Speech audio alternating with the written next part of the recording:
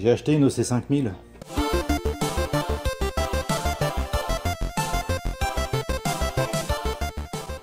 Bonjour à tous et bienvenue dans cette nouvelle vidéo. J'ai acheté donc une OC5000, une console Pong comme il en existe des centaines, notamment connue avec la marque Animex. C'est une console qui est française, fabriquée à Toulouse. OC, ils ont fabriqué quelques consoles. J'ai vu qu'il y avait la OC5000, la OC7000 je crois, avec différents types de jeux. Mais on reste toujours dans la même catégorie de console relativement simple, qui fonctionne sur la prise antenne. Et là, l'intérêt de cette vidéo, c'est vous montrer qu'on peut la brancher sur un écran LED en entrée, composite. Voilà, on a simplement échangé la sortie antenne en sortie composite et ça fonctionne très très bien. Ça peut fonctionner en direct en soudant directement un fil sur la carte mère, et là je remercie Cédric pour ses schémas, mais on peut aussi fabriquer un petit module qui permet de non seulement convertir le signal, mais en plus gagner en luminosité.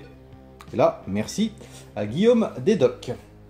Donc on va aller voir comment ça se passe à l'intérieur et puis voir un petit peu la restauration. Bien, nous voici donc sur l'établi. Alors, bon là comme vous avez pu le voir, elle fonctionne. On va résumer un petit peu ce qui s'est passé. Première chose, je pense qu'elle n'avait pas servi depuis un beau paquet d'années. Donc les potentiomètres étaient complètement bloqués. Heureusement, je pense que pour des raisons de coût, ils ne se sont pas embêtés. Voilà comment on ouvre la manette. Donc les potentiomètres étaient complètement bloqués. Ils ne bougeaient plus du tout à l'écran. En fait, le palais ne bougeait pas. Donc, première chose à faire, les démonter, les nettoyer, les regraisser. C'est parti.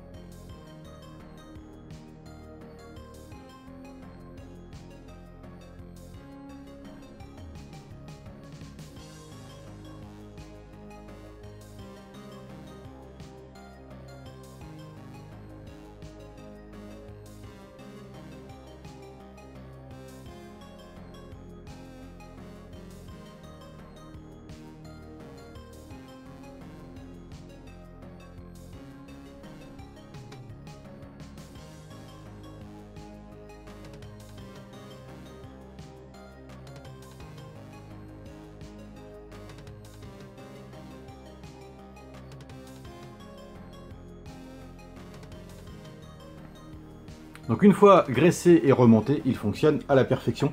J'avais prévu à la base de les remplacer par des neufs, mais si je voulais la même qualité, et je crois que c'est des 10 000, c'est des 10 kilo ohms, il me semble. Non, 470 kilo ohms. Et il y en avait pour plus cher que la console pour acheter ces potentiomètres. Donc en prenant des potentiomètres de bonne qualité. Donc bon, j'ai laissé tomber. Je les ai restaurés, ça fonctionne parfaitement. Ensuite, tout ce qui était bouton était complètement bloqué par la poussière, puis par la vieillesse, tout simplement. Idem pour celui-ci. Donc là, simplement du WD-40 pendant une nuit, un petit coup de soufflette par derrière, ça les a complètement débloqués, ils fonctionnent parfaitement, rien à redire là-dessus. La console fonctionne avec une pile 9 volts. Le câble était complètement pourri, donc j'en ai acheté un neuf. Et puis j'ai installé une pile 9 volts rechargeable. Il me manque par contre le petit couvercle, c'est pas grave, j'en refabriquerai un. Et voici donc la partie qui nous intéresse. Hop. Sur la première photo que vous voyez, c'est le point où il faut souder la sortie vidéo.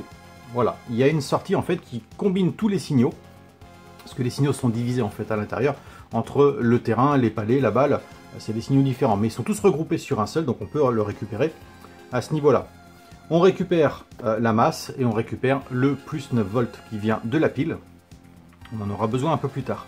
Si on se branche directement sur le signal, on va avoir l'image à l'écran. Par contre, elle est très très faible. Il faut augmenter la luminosité de la télé. Le problème, c'est que ça transforme le noir en gris. C'est vraiment pas chouette. Il y a moyen de fabriquer ça un peu plus simplement. Donc j'ai récupéré les signaux, j'ai fabriqué cette petite platine qui se trouve là, en suivant le schéma qui est ici à l'écran. Voilà. Par contre, je n'ai pas suivi tout le schéma, parce qu'en faisant tout le schéma, je n'avais pas d'image du tout. J'ai simplement récupéré le régulateur de tension pour passer de 9 volts à 5 volts. J'ai utilisé le petit transistor PNP qui est sur le schéma. Une résistance 750 ohms entre le signal vidéo et la sortie vidéo. Et puis un condensateur de 100 microfarad entre les deux pour équilibrer tout ça. J'ai pas utilisé les deux résistances de sortie de 75 ohms qui sont sur le schéma. Parce que ça a baissé beaucoup trop le signal et du coup c'était pas aussi efficace. Donc voilà, un petit schéma très simple à fabriquer, c'est du niveau, je sais pas, niveau 4e techno dans les années 90. En tout cas ça fonctionne parfaitement bien. Par contre c'est pas quelque chose d'universel, on peut pas dire tiens je vais fabriquer une petite platine comme ça et ça marchera pour toutes les consoles. Non, il faut l'adapter pour chaque console. Si j'ai une deuxième OC5000, je fais le même système, normalement ça doit fonctionner. Mais si vous avez une console Animex, c'est fort possible que ça ne fonctionne pas. Pour ce qui est du câblage, j'ai gardé celui d'origine. J'ai simplement retiré la prise antenne et soudé une prise RCA un peu plus sympa. Et puis j'utilise un adaptateur Péritel. Voilà, pour une télé qui n'a que la Péritel ou directement en composite, si vous avez la composite. Voilà, c'était la présentation d'une petite OC5000. J'aime bien les consoles type Pong.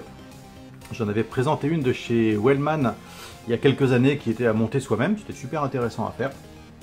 Elle marche toujours très très bien. Et ce que je voulais à la base, c'était récupérer une console comme ça qui soit HS et intégrer ma Wellman à l'intérieur. Le problème, c'est qu'à chaque fois que j'ai récupéré une Pong, j'ai réussi à la réparer. Donc du coup, j'ai toujours ma console Wellman en mode PCB posée sur la table. Voilà, j'espère que cette vidéo vous aura donné envie de vous remettre au Pong, puisque maintenant on peut les connecter assez facilement sur des télés modernes, en tout cas qui ont du composite ou du Péritel. Et puis, voilà, faut les sauver ces petites consoles, c'est quand même ce qu'on a connu avant les consoles dites modernes.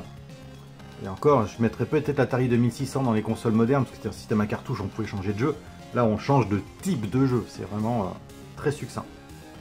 Bref, j'espère que cette vidéo vous aura été utile, et je vous dis à très bientôt pour de nouvelles vidéos. Ciao!